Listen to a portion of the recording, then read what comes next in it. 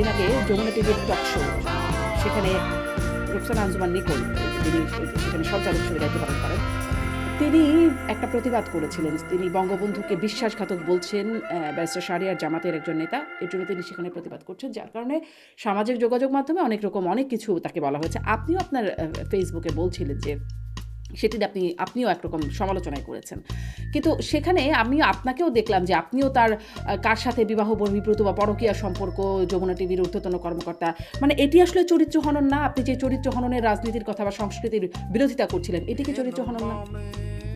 না, আমি তো ওইভাবে চরিত্র হনন বলতে কি, এটা আমি যেটা আমার সেন্টিমেন্টে আঘাত করেছে কোন বিষয়টা, যে এই নিকোলদেরকে কিন্তু আমরা আওয়ামী লীগের দুঃশাসনের সময় সেভাবে কিন্তু এভাবে প্রতিবাদ করতে দেখিনি।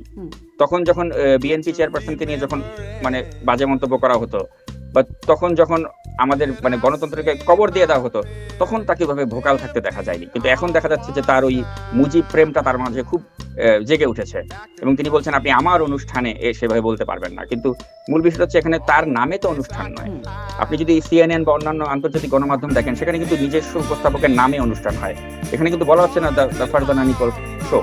এটা একটা অনুষ্ঠান যেটা যে কেউই উপস্থাপনা করতে পারে, যমুনা টিভির অনুষ্ঠান। তিনি বলছেন আপনি আমার শোতে সেভাবে বলবেন না। অর্থাৎ তার যে অ্যাটিটিউডটা বা বডি ল্যাঙ্গুয়েজটা, বা তিনি যেভাবে কমান্ড নিয়ে বলেছেন অতিথির সাথে, ওটাকে আমি মনে করি যে ঠিক হয়নি, এবং ওটার মধ্যে দিয়ে তার ওই ফ্যাসিবাদের প্রতি তার যে একটা সমর্থন বা সেটি আপনি সমালোচনা করতেই পারেন, তার স্টাইলের সমালোচনা করতে পারেন, কিন্তু ওই যে তার তার ব্যক্তিগত যে জায়গাটি, যেটা নিয়ে আসলে অনেক কথা হচ্ছে সামাজিক যোগাযোগ মাধ্যমে, এটি কি আসলে একটা উচিত কাজ? মানে আপনি নিজেও যেহেতু করেছেন বলে আপনার কাছে জিজ্ঞাসা করছি, এটি কি চরিত্র হনন না? যে তার সাথে কার পরকীয়া সম্পর্ক, কে কাকে কবে থাপ্পড় দিয়েছেন, মানে তার সাথে কি তার যেই সঞ্চালকের দায়িত্বের জায়গায় যেটি কথা আপনি এখন বলছেন, যেটি আপনি পছন্দ করছেন না, তার সাথে সেটার সম্পর্ক কি? না, এখন ওই যেই চরিত্র হননের কথা আপনি বলছেন, যে চরিত্র হনন যেভাবে করছে কিছু ব্যক্তি, সেটাকে আমি সবসময় কিন্তু আমি সেটা নিন্দা করি। যে স্টাইলে যেভাবে কিছু হলেই একজন নারীকে চরিত্র হনন করে দেওয়া, বা তার ওই ভিডিও ছেড়ে দেওয়া, বা ওইটা করে দেওয়া, বা অশ্লীল ভাষায় মানে একটা নারীকে যে মানে বাক্য মানে বিদ্ধ করা, ওগুলোকে ওই কালচারটাকে আমি কখনোই সমর্থন করি না, বা যারা এগুলো করে আমি ওদের সাথে আমি একমত নয়। আর নিকোলের ক্ষেত্রে যেটা হয়েছে কি, আসলে সেটা আমি ওই মাঝে মাঝে আপনি জানেন যে আমি তো ওই সাংবাদিক হিসেবে পোস্ট পেশ হতে চান, আমি কিন্তু একটা অ্যাক্টিভিস্টের মধ্যে পড়বেন, আপনার মধ্যে পড়বেন করা যায়, এবং ওটা আমি কোনো ভালো কাজ করিনি। I don't feel proud about that.